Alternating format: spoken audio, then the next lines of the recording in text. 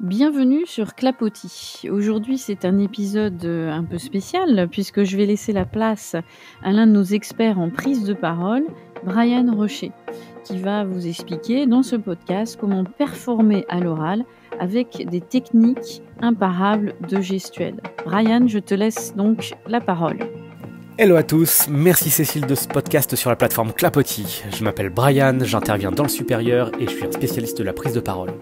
Pour ceux qui veulent checker mon parcours, rendez-vous sur LinkedIn. Pour ceux qui veulent des conseils sur la prise de parole, c'est maintenant. Ce podcast ne va pas durer 50 minutes, réécoutez-le et s'il faut, évidemment, contactez-moi.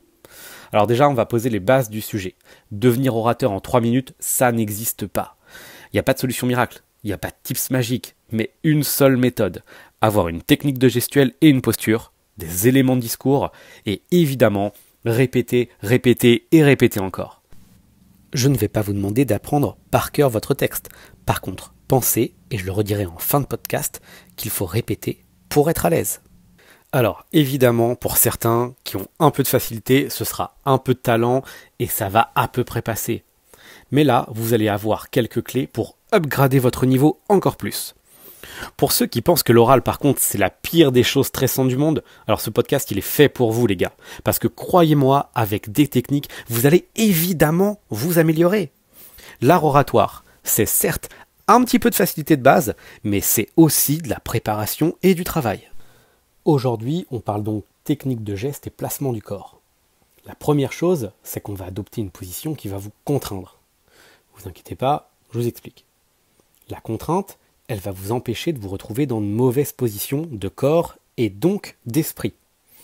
Bah oui les gars, vous vous souvenez tous d'avoir à un moment donné tourné vos mains, croisé vos jambes et de tout d'un coup ressembler à une sorte de saucisson entortillé qui essaie de parler. Eh bien, si jamais vous avez une posture qui commence à vriller dans le corps, eh bien l'esprit il va vriller aussi et votre discours ne sera absolument plus clair. Donc qu'est-ce que j'entends par placement du corps ? Le pitch, l'oral, l'entretien, appelez ça comme vous voulez, c'est soit assis, soit debout.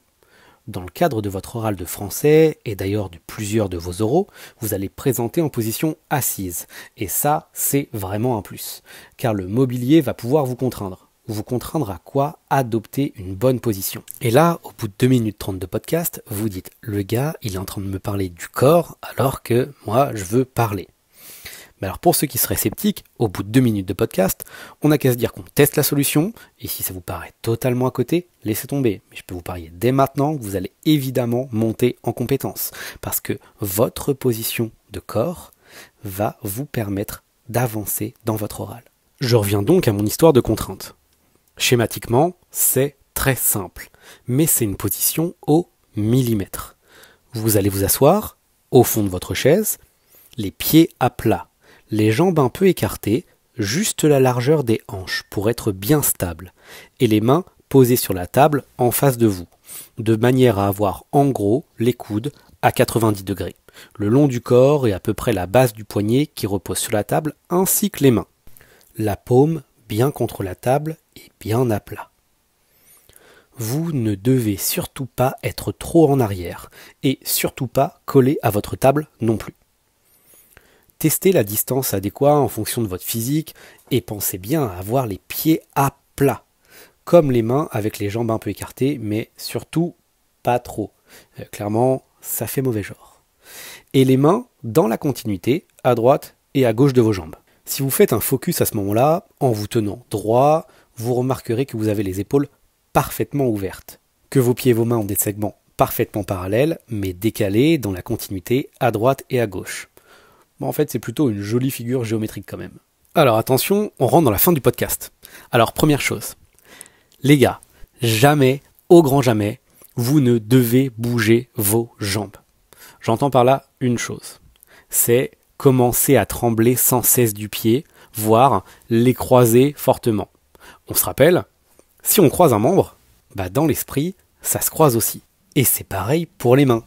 Jamais, au grand jamais, vous ne devez mettre vos mains sous la table.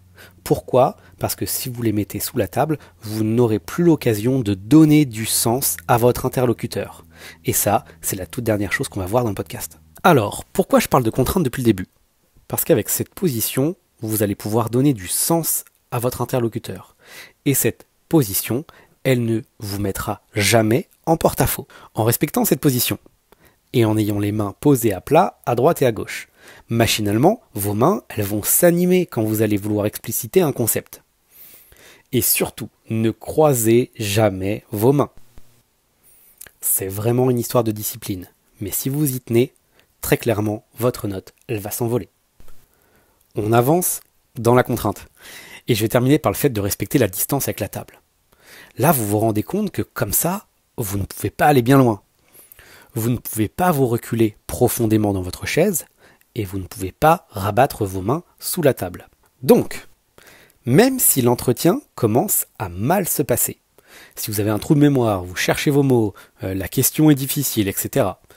En fait, la pire position que vous puissiez avoir, c'est finalement d'être droit dans votre chaise, face à votre interlocuteur, avec une position qui est plutôt proche de lui, qui lui donnera un peu de sens, en tout cas qui n'évoquera rien du tout de repli.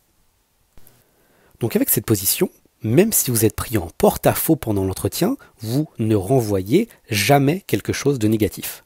À l'inverse, vous allez voir que machinalement, dès que vous allez vouloir discuter avec votre interlocuteur pour lui amener des arguments, votre corps va naturellement vouloir aller de l'avant.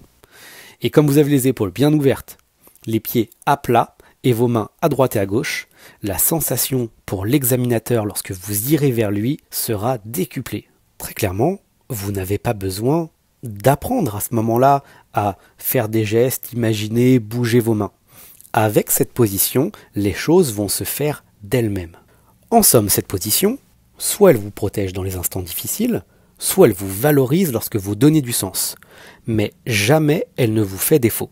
Alors, en suivant cette toute petite discipline, vous allez vraiment augmenter votre niveau d'entretien.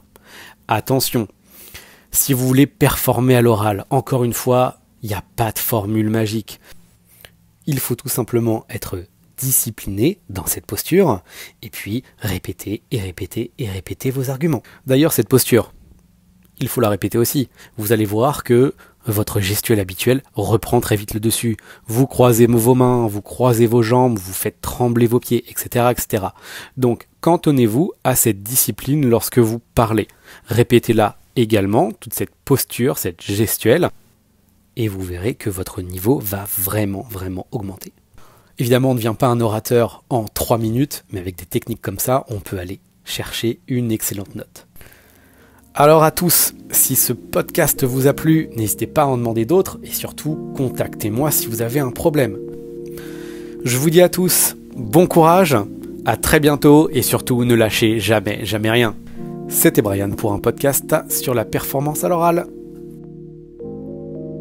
Eh bien, un grand merci Brian pour tous ces précieux conseils et comme tu le disais, n'hésitez pas à nous laisser des messages sur Podcastix, la plateforme, si besoin, et n'hésitez pas à nous solliciter à travers ces messages pour faire d'autres podcasts sur des points que vous voudriez vraiment aborder pour cette épreuve orale. Et d'ici là, je vous donne rendez-vous pour un nouvel épisode de Clapotis. À très vite.